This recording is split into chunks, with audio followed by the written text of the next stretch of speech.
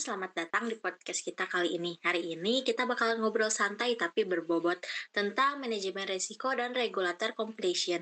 Aku Andini, barengan sama Yandi dan Reza. Gimana kabar kalian? Halo semuanya, aku baik. Semangat banget buat bahas topik ini karena ternyata manajemen risiko itu nggak cuma buat perusahaan besar, tapi juga relevan buat kehidupan sehari-hari. Nah, setuju banget ya.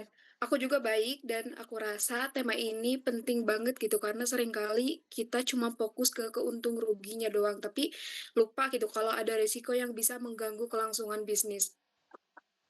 Oke, oke. Kita mulai dari yang dasar dulu deh. Menurut materi kuliah, manajemen risiko itu pendekatan sistematis buat mengidentifikasi, mengevaluasi, dan mengelola risiko yang bisa mempengaruhi tujuan perusahaan. Bener, Din. Jadi perusahaan itu nggak bisa asal jalan aja. Mereka juga harus bisa ngelihat kemungkinan risiko, baik dari sisi operasional, finansial, bahkan reputasi. Jadi kalau gitu mereka bisa lebih siap menghadapi dampak negatif. Nah, aku kasih contoh ya, misalnya ada perusahaan jasa keuangan. Kalau mereka nggak punya manajemen risiko yang baik, itu tuh bisa aja mereka tiba-tiba kena krisis keuangan. Dan efeknya juga bukan cuman ke internal perusahaan juga, tapi ke nasabahnya. Oh, oke, oke. Nah, selain manajemen risiko, ada juga istilah regulatory completion. Ini tuh sebenarnya apa sih, Yan? Jadi completion itu sederhananya kepatuhan. Perusahaan itu wajib patuh sama peraturan, hukum, dan standar yang berlaku di lingkungannya.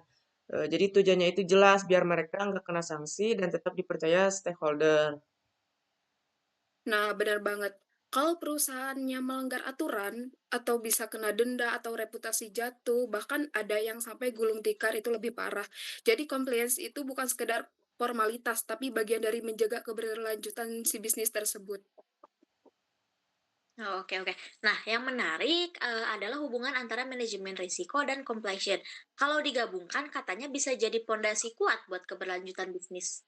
Nah, betul Andini, karena kan manajemen risiko itu lebih ke bagaimana antisipasi masalah. Sementara completion itu bagaimana memastikan kita main sesuai aturan. Jadi kalau dua-duanya jalan, strategi bisnis bisa lebih selaras dan efisien. Selain itu, ada juga dampak dari kepercayaan pelanggan dan investor. Jadi orang itu bakal lebih percaya gitu sama perusahaan yang transparan, taat aturan, tapi juga punya strategi untuk menghadapi resiko tersebut. Oh, oke. Kalau misalnya bicara tentang tantangan dan keuntungan, tapi aku baca juga integrasi keduanya punya tantangan, misal kompleksitas regulasi yang berbeda, koordinasi antara departemen, sampai pemanfaatan teknologi. Itu gimana? Nice, ya itu juga tantangan nyata, apalagi di era digital, Din. Regulasi makin banyak, kalau perusahaan enggak adaptif bisa jadi keteteran. Tapi untungnya ya, kalau berhasil mengintegrasikan, manfaatnya juga bakalan luar biasa gitu. Dari efisiensi operasional, manajemen biaya lebih efektif, sampai reputasinya juga si perusahaan itu meningkat. Nah, itu tuh jelas banget gitu, bikin daya saing perusahaan itu jadi lebih kuat. Wah, seru banget ya ngobrol kita hari ini. Jadi intinya manajemen resiko dan completion itu bukan dua hal terpisah, tapi justru saling melengkapi buat bikin bisnis lebih sustain. Betul, Din. Jadi kalau perusahaan bisa menerapkan keduanya, mereka bisa lebih siap menghadapi tantangan masa depan.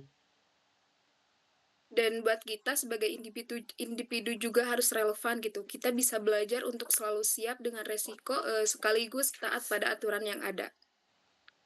Oke, semoga obrolan ini bermanfaat ya buat teman-teman semua. Jangan lupa terus belajar dan sampai ketemu di episode berikutnya. Bye-bye. Bye-bye.